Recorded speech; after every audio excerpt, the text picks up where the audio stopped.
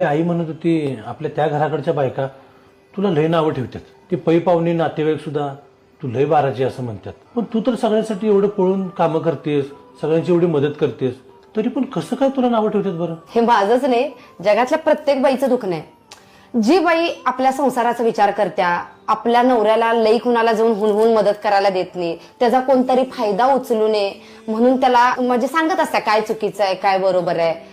मग ह्यातनं काय होते, ती तिच्या संसाराचा विचार करत्या, तिच्या नवऱ्याचा विचार करत्या, तिच्या मुलाबाळांचा विचार करत्या, आपल्या कुटुंबाचं नुकसान होऊ नये म्हणून विचार करत्या.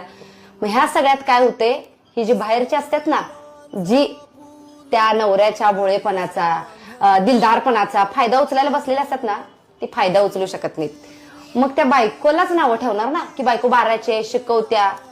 त्यामुळे मला जरी जगातली कोण नावं ठेवली तरी मला फरक पडत नाही. माझ्या घरातल्या गोष्टी बाहेर जाऊन ह्यांचा फायदा होत नाही ना, ह्यात मी खुश आहे.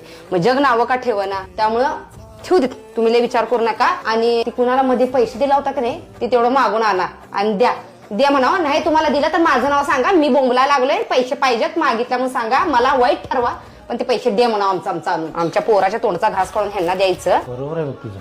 आम्ही पुरुष भोळे असतो, जरा कोणी तोंड वाईट केलं की पाक सगळं देऊन मोकळं होते. त्यामुळे संसाराला बायको ही चिकट आणि फटकळच पाहिजे. म्हणजे हे असे फायदा उचलणारे असतात की नाही, ती 4 हात लांब राहतात.